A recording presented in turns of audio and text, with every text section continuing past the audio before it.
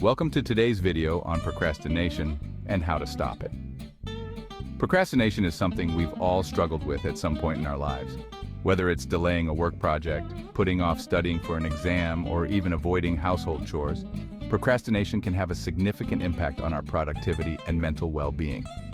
In this video, we'll dive deep into what procrastination is, why we do it, and most importantly, how to overcome it. I'll also share some personal stories and experiences to make this journey relatable and engaging.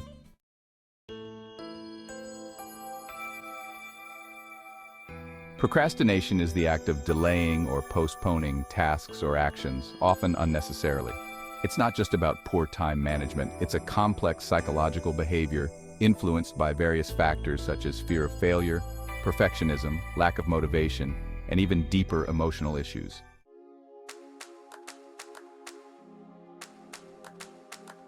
Understanding the root cause of procrastination is crucial in overcoming it. Here are some common reasons why we procrastinate. 1. Fear of failure. We often delay tasks because we fear we won't perform well. This fear can be paralyzing and prevent us from even starting.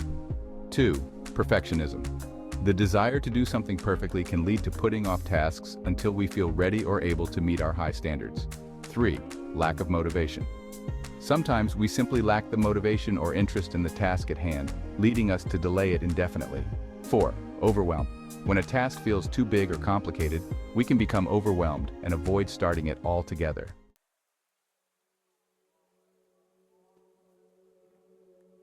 Let me share a personal story that perfectly illustrates the pitfalls of procrastination. It's Sunday night, the day has come to a close, and the sight of twinkling stars in the night sky is as welcome as the crisp night air. But it's not very welcome because I still have to write my English essay. I get ready to write, and I realize that in order to write well, I've got to channel some of my favorite writers, Steinbeck, Jane Austen. Except it might have been a while, so strictly to remember what they wrote like. I indulge in research with a novel or two. After that's done, I sit back down at my desk, ready to crank out what I'm sure is going to be a masterpiece. Except that's when I realize my nails are too long. How am I supposed to grip my pencil properly with my nails being too long? It simply can't be done. So I spend half an hour looking for the nail cutter, and I file down those bad boys.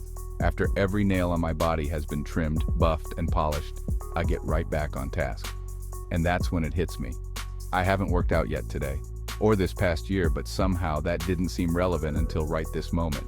2 hours, 3 push-ups, and 24 cat videos later, I realize that exercise just isn't for me. But of course, one must follow the standard conventions of hygiene. So, since I exercised, I hop into the shower for a quick cleanse. I exit the bathroom fresh-faced and hydrated, but one glance at the clock across the room stops me cold in my tracks. It's 12:30 a.m., and I haven't written a single word of my English essay. I somehow managed to finish the essay and turn it in, but it isn't my best work. I feel like a failure, and the future doesn't seem all that exciting.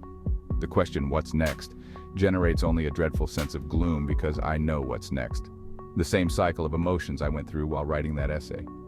So on Monday night, it's the same guilt, stress, anxiety, and failure. On Tuesday night, it's the same guilt, stress, anxiety, and failure. And on Wednesday, and on Thursday, and on Friday. No matter how much I tell myself to be better, that I'll regret it if I procrastinate, I can't seem to change my behavior. It seems like this will just be my life till I graduate, and my same bad habits will follow me into college, and my career too. I even see a vision of myself in my old age, alone, in a messy apartment, crying and blowing my nose into my shirt as I watch Say Yes to the Dress. And I'm watching TV because I'm procrastinating on writing my will. Laughter. So I was procrastinating on writing my will. Now that's what I am, a procrastinator.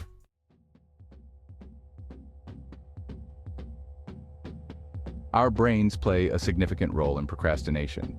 Neuroscientists have found that procrastinators have a different brain structure than non-procrastinators. While both have a rational decision maker, procrastinators also have an instant gratification monkey. This monkey loves easy and fun activities and resists doing anything productive. The rational decision maker wants to focus on tasks and get things done, but the instant gratification monkey always finds ways to distract us. This conflict often leaves us in a state of procrastination.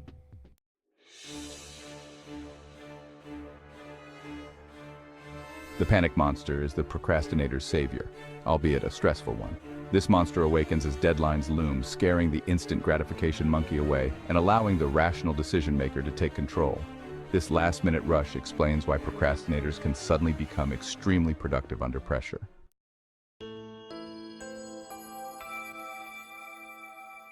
There are two main types of procrastinators. First, situational procrastinators. These individuals procrastinate based on specific tasks they dislike, such as laundry or unpleasant conversations.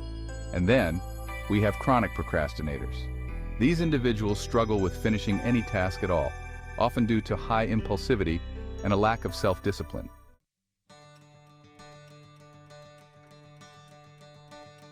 When I was invited to give a TED Talk, I was thrilled. It had always been a dream of mine. However, as the excitement wore off, the rational decision-maker in my brain reminded me of the work ahead. Despite my best intentions, I found myself procrastinating again. With the deadline approaching, the panic monster woke up and I finally started working on my talk in earnest. This experience taught me the importance of starting early and breaking tasks into manageable steps.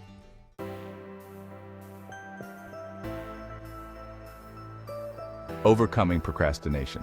Murthy's method to mindful metacognitive meaning. After realizing that procrastination was a significant issue, I decided to find a solution. I stumbled upon the Bhagavad Gita, an ancient Hindu text that offered a profound piece of advice. Do action without any expectation of the fruit of the action. This led me to develop a method to overcome procrastination, which I named Murthy's method to mindful metacognitive meaning, or MMMMM. Here are the guidelines to this method. First, set a concrete, specific goal. I set the goal of studying for my SAT every day. Second, be positive. Only feelings of positivity must surround this endeavor.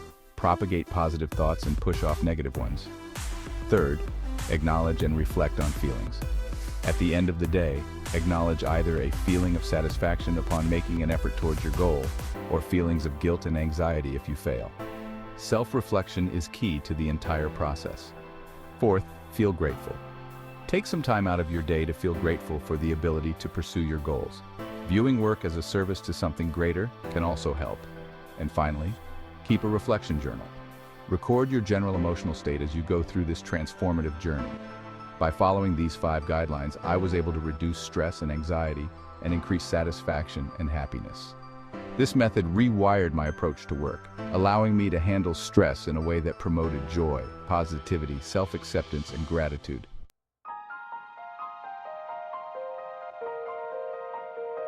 Conclusion. Procrastination is a common struggle, but it's not insurmountable. By understanding the underlying reasons for our procrastination and implementing practical strategies, we can overcome it and achieve our goals. Remember, the key is to start small, stay consistent, and be kind to yourself along the way. Thank you for watching. If you found this video helpful, please like, share, and subscribe for more content on personal development and productivity. And don't forget to leave your thoughts and experiences with procrastination in the comments below. Let's support each other in this journey to becoming more productive and fulfilled individuals.